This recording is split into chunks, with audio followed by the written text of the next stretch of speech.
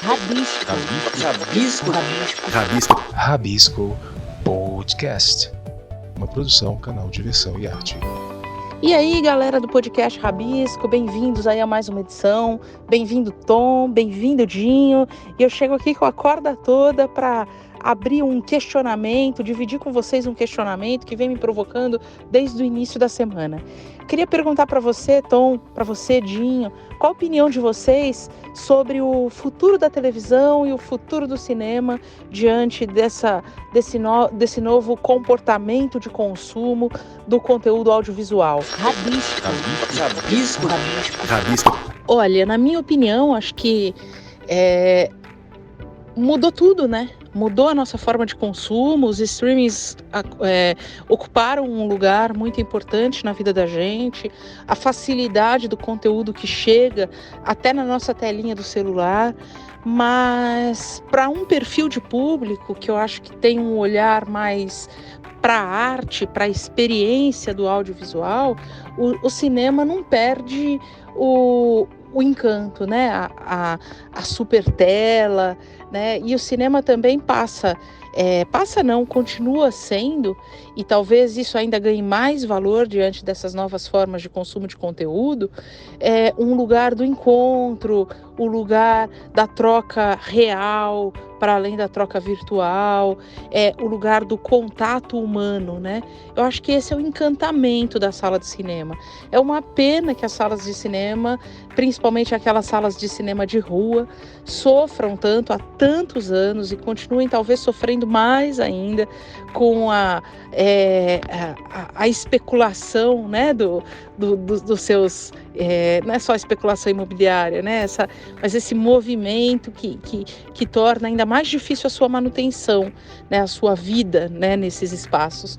Mas enfim, eu acho que isso tem coisas, eu falo que o comportamento saudosista nesse sentido, ele é muito bonito e ele tem que ser respeitado, né? Eu tenho uma relação assim de encantamento com o lugar do cinema, então o cinema não perde para mim, apesar de eu também estar afastada das salas de cinema há muito tempo.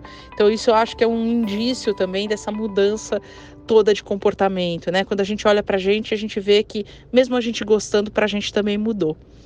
E a televisão é a mesma coisa. Eu acho que a televisão ela precisa urgente se repensar, principalmente os canais abertos, né? Falando especificamente deles.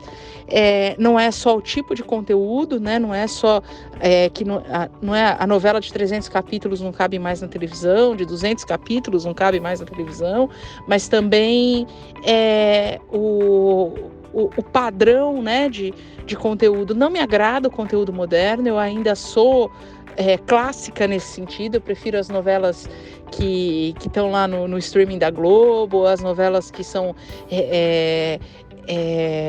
reprodução, né, retransmissão, né, elas estão não vale a pena ver de novo, eu prefiro essas ainda.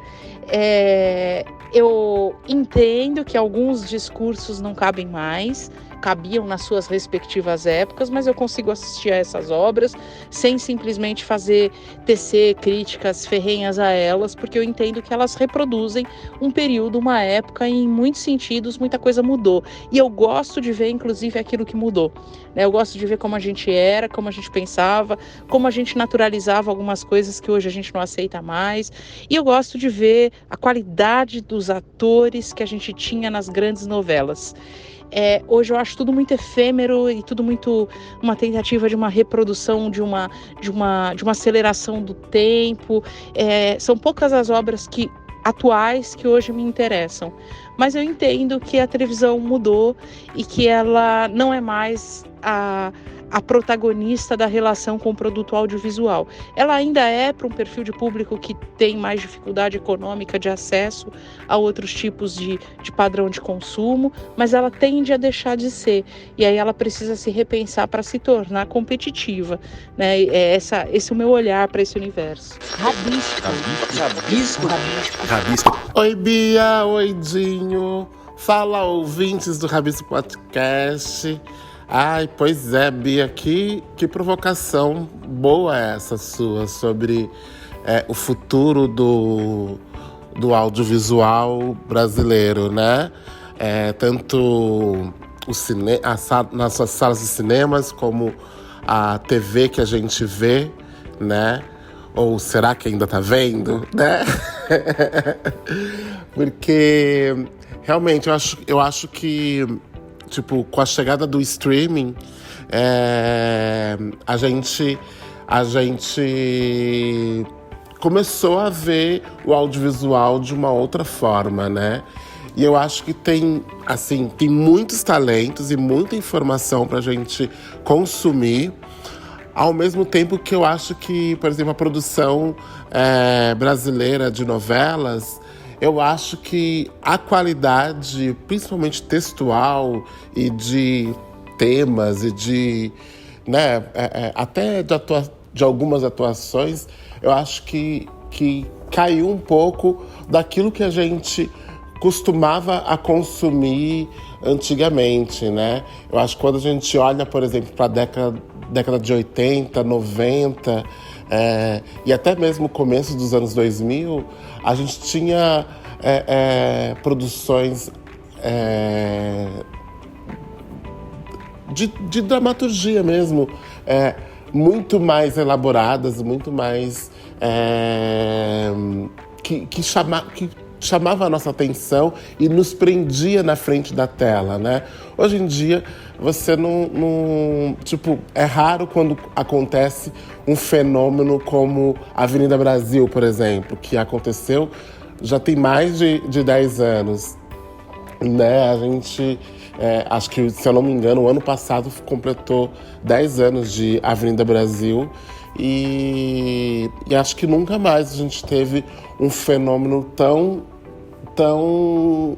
parecido quanto. A gente teve recentemente, o ano passado, o Pantanal, né, o remake. Eu acho que essa, por exemplo, tem sido uma temática que a Globo acho que está tentando, por exemplo, fazer recorrer a esse tipo de investimento que é os remakes, né? Porque são histórias que já fizeram muito sucesso no passado e que... por quê? Porque por conta da escrita, por conta da temática, de como aquilo foi desenvolvido naquela época, né? E pelo menos Pantanal provou isso, né? Provou que não as atualizações que o autor trouxe mostrou que o texto ainda era relevante, né? E foi muito bem avaliada e tudo mais. Mas nada comparado também com o que aconteceu com a Avenida Brasil. Isso na minha humilde opinião, né? Agora, o cinema brasileiro e as salas de cinema, eu acho que o brasileiro ainda precisa gostar de lotar as suas salas com o cinema que é produzido aqui, né? Acho que, tirando a exceção do humor, principalmente o fenômeno Paulo Gustavo, né? Que com certeza para a indústria vai fazer muita falta. Eu acredito que a gente tem um cinema muito potente, muito interessante, propostas muito diferenciadas umas das outras, porque a gente faz todo tipo de gênero, né, dentro do cinema. Só que eu acho que ainda o público ainda não abraçou da forma que precisa abraçar, entendeu? Então, eu acredito que a gente, assim, o futuro desse audiovisual, ele precise fazer, assim, a gente tem um caminho aí para poder percorrer, para poder conquistar dentro desse audiovisual brasileiro. Mas, assim, é inegável que o nosso comportamento mudou. E eu acho que a indústria audiovisual como um todo tem olhado para isso e tentado buscar soluções para poder fazer com que nós, público, continuemos a consumir esse produto cultural, né? Rabisco. E aí, galera, tudo bem? Tom, Bia, como vocês estão? Então, bora lá, Bia, perguntando sobre cinema, televisão, por favor. Então, eu fiquei pensando, é bom vir depois de vocês, porque eu ouvi a opinião de vocês, acho super bacana. O Tom tem ido pro lado mais da TV, naturalmente, a Bia acabou indo naturalmente pro lado do cinema, abordando um pouco mais profundamente o cinema, o Tom abordando um pouco mais profundamente a TV, e me fez refletir sobre os dois, sobre tudo que vocês disseram. E pensei, como foi a minha reação, como tem sido a minha reação com a TV, a minha relação com a TV e com o cinema. E que reflete uma coisa que eu tenho visto, que tem acontecido bastante. Claro, os streamings chegaram, a gente passou pela pandemia e ela é grande, uma é responsável pelo outro, né? Acho que a pandemia é responsável pelo tamanho que o streaming se tornou, mas o streaming já vinha nesse caminho de se tornar grande. Eu acho que uma coisa acabou fortalecendo a outra. Então, há muito tempo, falando da televisão, há muito tempo eu já deixei de ver a TV aberta. Eu não acompanho novela, não acompanho nenhum programa matinal, esses programas, né? Fui parando naturalmente, eu acho que falta de tempo, outras questões, e eu sempre tive uma relação muito grande com a internet, mas isso já vem comigo há muito tempo. Mesmo antes do boom do streaming, eu já vinha nesse lugar de acompanhar mais as coisas através da internet.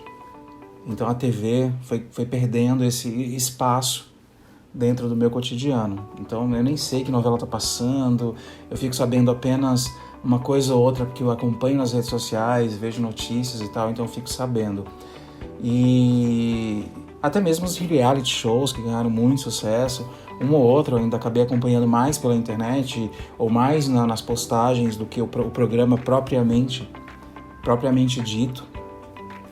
Então eu acho que talvez seja esse o caminho. A TV aberta, ela ainda continua produzindo muita coisa, mas as pessoas acabam, mesmo que consumindo o produto da TV aberta, consomem na internet.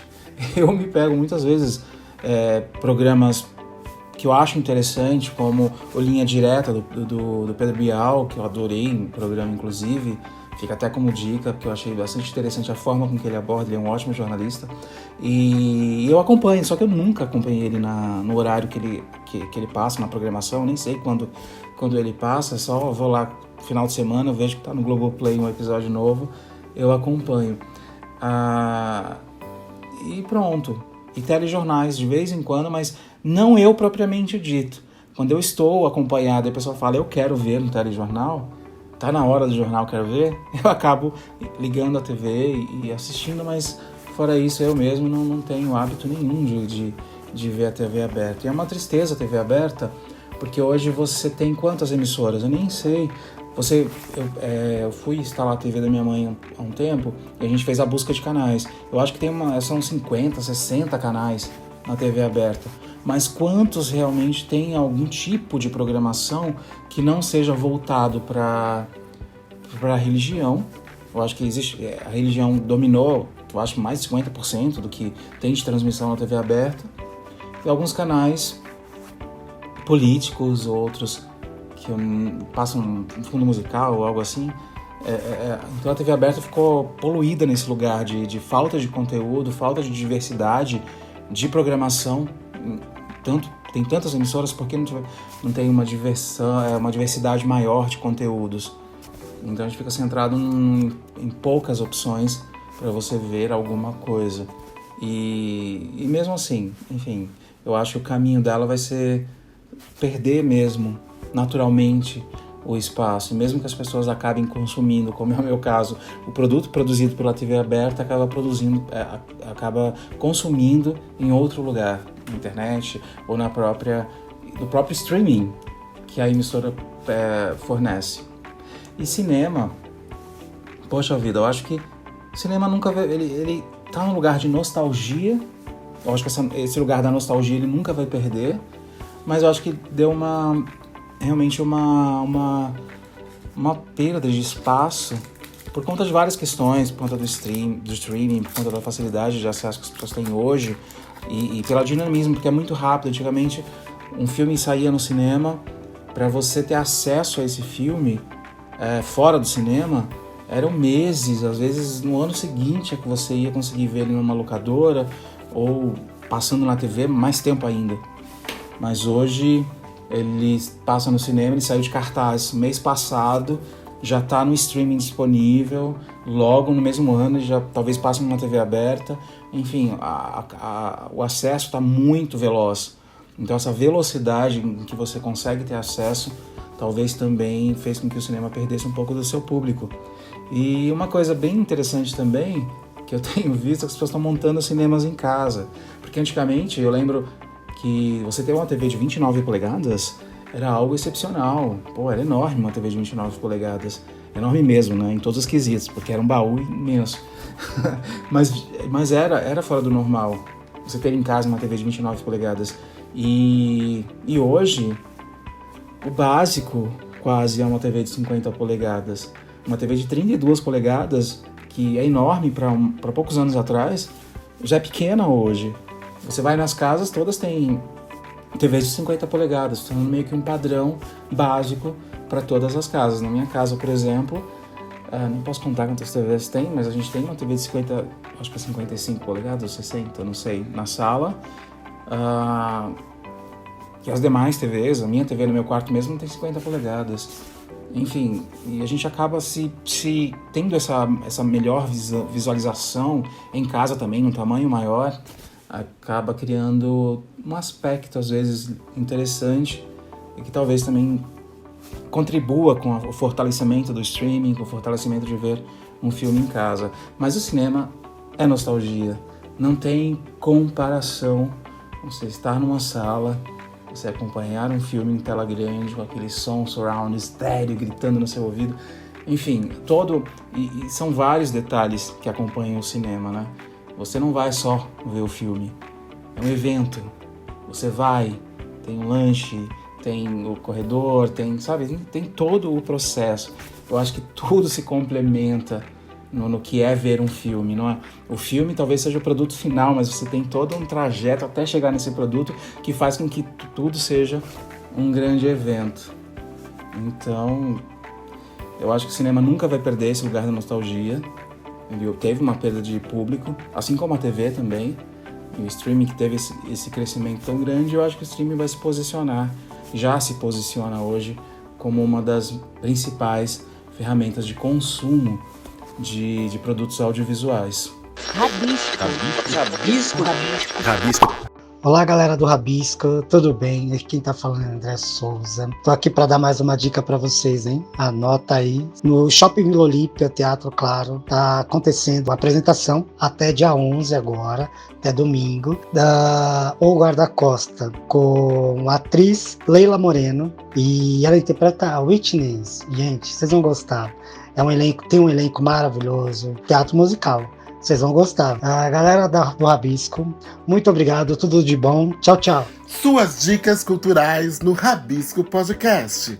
Um oferecimento canal de versão em arte. A sua identidade digital brasileira. Fala, ouvintes do Rabisco Podcast, aqui é Tom Miranda com suas dicas culturais.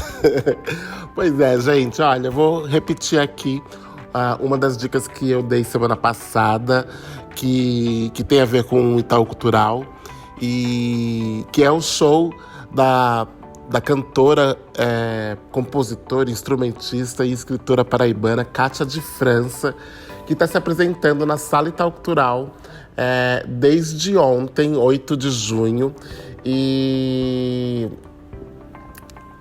vai ficar até domingo, dia 11, celebrando os 50 anos da sua carreira, ou 50 anos de pisada, né? Como ela mesma diz, né? E para cada um dos shows, ela tem trazido para celebrar junto com ela esses 50 anos um artista convidado muito especial. Ontem foi a vez de Jorge do Peixe, hoje, dia 9, a artista convidada é a Luana Flores, que ela é DJ e percussionista, conterrânea da Kátia. E no sábado, quem vai fazer as honras é a Alessandra Leão. E no domingo, o último convidado é o Pedro Índio Negro, que divide o palco aí com a Kátia. Então tá imperdível, vocês precisam vir assistir, viu? Aqui no Itaú Cultural. E outra dica que eu dou é no próximo dia 13 de junho, na terça-feira, às 19 horas, vai ter o lançamento do livro O Exercício da Incerteza, do Dr. Drauzio Varela. Também na Sala Itaú Cultural. Vai ser uma delícia, porque vai ter um bate-papo com ele. E depois a venda do livro, né? Acho que já vai ter alguns livros autografados pelo Drauzio. Enfim, Drauzio Varela é sempre uma delícia, porque é tanto conhecimento, né? E ele tem aí know-how para falar de várias coisas, inclusive esse não é o primeiro livro que ele lança, né? Mas o Exercício da Incerteza tá aí pela Companhia das Letras e eu acredito que vai ser um sucesso, beleza? Então fica aí essas duas dicas. Vamos de mais uma terceira dica? Eu comecei a assistir a novela Todas as Flores no Globoplay, com o autor é o João Emanuel Carneiro. Eu falei tanto da Avenida Brasil, né, durante nosso bate-papo, e acho que vale a pena também, porque foi a primeira acho que, se eu não me engano, é a primeira novela que eles fazem diretamente para ser lançada no streaming. E foi um sucesso, né, de público. O pessoal curtiu muito e eu acredito que eu tô gostando pra caramba. Eu não peguei quando foi lançado. Eu comecei a assistir agora, depois que terminou o lançamento dos capítulos até o final, porque eu quero assistir sem pressa. É a vantagem de streaming, né? Você não precisa correr para assistir, né? E também, essa semana, Netflix acabou de lançar a última temporada do Eu Nunca, né? Da série juvenil, que fez um estrondoso sucesso. Acho que em todos os países que foi exibido pela Netflix. E eu já tô um pouquinho órfão, porque eu adoro a série. É a 4ª temporada, achei que eles poderiam continuar aí mais umas 10. Mas, enfim, pra quem é fã, vai curtir muito. E é isso. Rabisco. Gente, como eu acabei falando muito sobre a nossa cinema, streaming e tudo mais, volto ao streaming e vou trazer uma dica só pra vocês. Estreou uma série colombiana que traz algumas carinhas ali bem conhecidas aqui da gente, porque são atores mexicanos que permeiam essas novelas mexicanas. E então eu reconheci ali alguns rostos que eu já vi em algum momento em alguma outra produção, que é a série Perfil Falso. É curtinha, são 10 episódios, estreou na Netflix, fez bastante sucesso na sua estreia e continua fazendo sucesso, então quem não viu ainda, vai lá conferir. A série, eu diria que é uma coisa assim absurda, cheia de absurdos, mas ela traz o tempo inteiro uma surpresa, então a dinâmica é muito gostosa de ver. Não tem comprometimento nenhum, uma série super mesmo de entretenimento, mas me prendeu bastante nos 10 episódios. porque todos os episódios, boom, sabe, acontecia alguma coisa que te falava, meu, como assim? Aí aquela outra pessoa, sabe, é cheia de elementos ali que vão entrando o tempo inteiro, e esse dinamismo faz com que a série se segure aí por 10 episódios com a mesma eletricidade do começo ao fim. Então, Perfil Falso no Netflix é para conferir. Você ouviu o Rabisco Podcast do canal Diversão em Arte. Nosso programa vai ao ar às sextas-feiras e você o encontra nas principais plataformas de áudio streaming e podcast, como a Anchor, Spotify, Deezer, Google Podcast, Apple Podcast e muitos outros. Você encontra todo o nosso conteúdo com os programas, artigos, notícias, críticas, crônicas e tudo mais do universo da arte e cultura no nosso portal, canaldiversãoemarte.com.br. Inclusive lá você encontra todos os caminhos para nos achar nas redes sociais. O Rabisco Podcast tem apresentação e roteiro de Tom Miranda, Bia Ramstaller e Dinho Santos. Edição, Fred Cunha. Colaboradores, Thaís Britor e Vitor Luz. Coprodução, Atraverso. Produção e realização, Canal Diversão em Arte. Canal Diversão em Arte. Arte e cultura em multiplataformas. Rabisco. Você interessado em cultura, arte, diversão? Ouça o podcast Rabisco, do canal Diversão e Arte.